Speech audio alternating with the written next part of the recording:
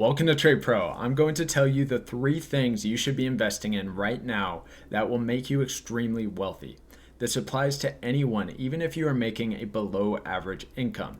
If you follow the right investing plan, you can become much more wealthy than someone even making 5 times your salary. So I will show you my 3 recommendations on what you should be investing in, break it down on the compound interest calculator so you know what to expect for your personal situation, and talk about what to do if you are already out of time and retirement is just coming around the corner and you feel like you don't have enough money and that you won't be ready. But first, before I get into that, make sure to like the video, comment down below for the YouTube algorithm, subscribe if you haven't, and use my Webull link to sign up and get 2 free stocks when you deposit $100. I appreciate you guys. Thank you very much. Now let's get into the video. All right, I'm not going to keep you waiting. Let's get right into the 3 things that I'm recommending. But first, I do need to say I'm not a professional financial advisor, so do your own research. Don't actually listen to me, but actually listen to me because the advice is good. Anyway, the first thing I am recommending is the U.S. Growth Mutual Fund through Vanguard, VWUSX. And why do I recommend this? Well, not only because it has a fantastic track record of 11.2% annually since 1959, but it has built-in diversification throughout U.S. growth stocks.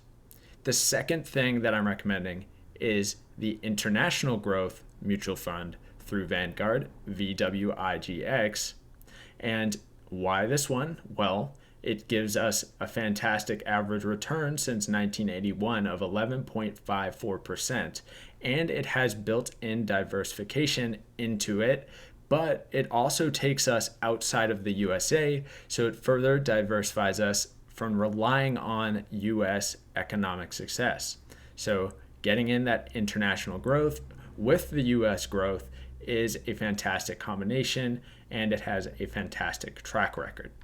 So these are the first 2 that I'm recommending. And the third one is over here. And it's going to be just the classic S&P 500 ETF VOO on Vanguard. And this, of course, we all know has a lot of large cap stocks. And it's a great diversification as it stands.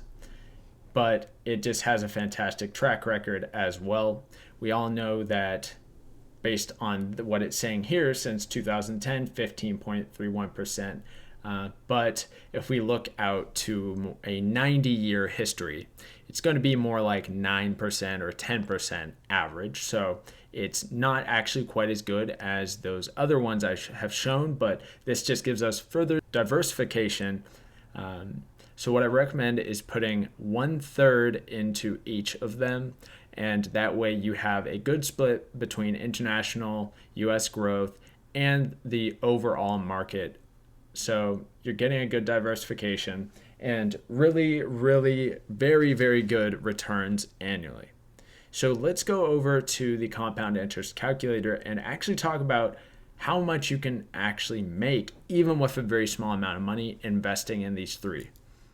All right, I'm on a compound interest calculator and I want to go through a bunch of different life scenarios. Maybe you're a 25-year-old with 40 years left to invest, or maybe you're already 50 and you haven't started investing yet. So I'm going to put in the figures and see what type of returns can be expected in different scenarios.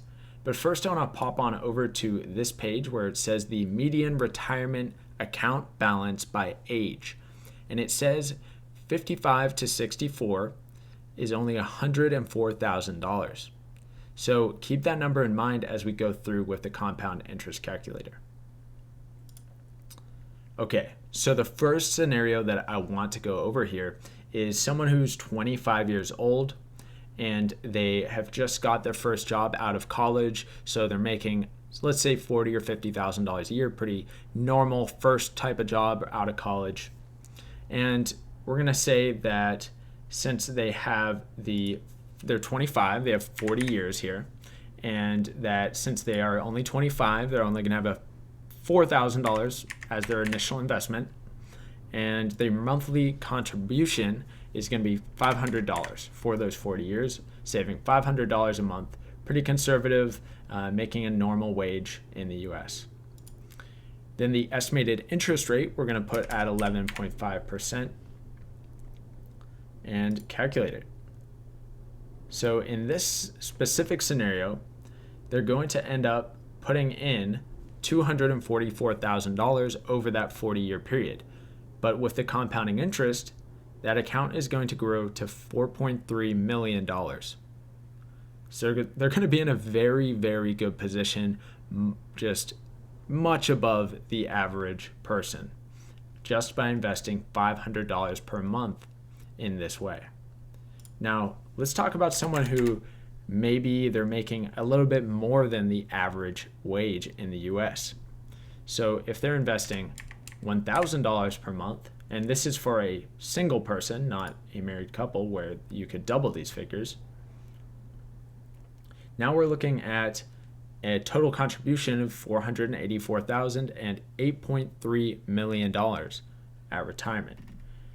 Now, if you're a couple and each of you are contributing $1,000, and we're going to start this with $8,000 now. Calculate this. Now you're looking at $16.6 million. So very, very significant. And you've only actually contributed $968,000, but it grows with that compounding interest to $16.6 million. Now let's get to kind of less of an ideal situation. Maybe that length of time in years is cut down to 20 and you're already 45. And let's say you're a single guy and you can only contribute $1,000 a month, but since you are much older, you already had $30,000 saved. Even with this scenario where there's much less time for the compounding interest to take effect, we still get over $1 million, which is enough to retire based on. So what you can also do if you don't have all that much money at retirement is make better use of your money for retirement by traveling to another country. In places like the Philippines, India, or maybe even Thailand, you can definitely get a lot more for your money. And there's a lot of people online who you can see who have done this, where they just don't have all that much money in the US to live off of. But if they go to one of these other countries where the cost of living is so low, they are actually very well off for a country like that, where the wages are only a couple $1,000s per year on average, where in the US it's like around $50,000, $60,000. So it's definitely a better idea for someone who doesn't have as much saved up in their retirement to head to another country, and they can live a much more high-end lifestyle if they do it that way. Keep in mind, you can also double these figures for being married, because most people do get married. And let's go to an even worse case scenario now. Let's say that you only have 10 years. And your monthly contribution is $1,000, but you already have $50,000 saved since you're 55 years old. In this scenario, you still end up with $354,000, saving only $1,000 per month, which is pretty good, but it's not going to be ideal. But then we keep in mind that the average retirement saving is only $104,000, so you're going to be pretty well off. So even in this scenario, you're still going to be okay. Let's say that you're saving $2,000 per month. $559 is looking pretty good. And for people making higher than average wages, being able to save $4,000 a month isn't all that hard. So you're still going to end up with around $1 million even over a 10-year period, saving $4,000 a month. Now, let's say that you have a fantastic scenario. From age 25, you're already making over $100,000 per year, and you have 45 or 40 years of time left before you retire, and you're going to be investing $3,000 per month, and you have starting $10,000. So in this scenario, $24.8 million. So it really goes to show the compounding interest really plays a huge role here, because the total actual contribution is still only 1.45 million, and it turns into 24.8 million. So that's probably enough of going over these different scenarios. I think the last one I want to go over is if you're someone who's going to be making close to minimum wage and you really don't have much money to spare, then even $100 or even $50 a month can still get you to a place where you're comfortable retiring, or maybe you can be actually having quite a high-end lifestyle in another country. So let's say you only start with $2,000 and you're only contributing $50 per month.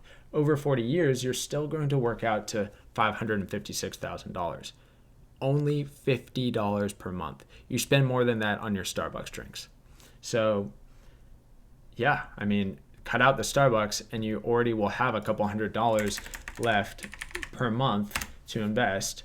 So what's that $200 in Starbucks drinks costing you?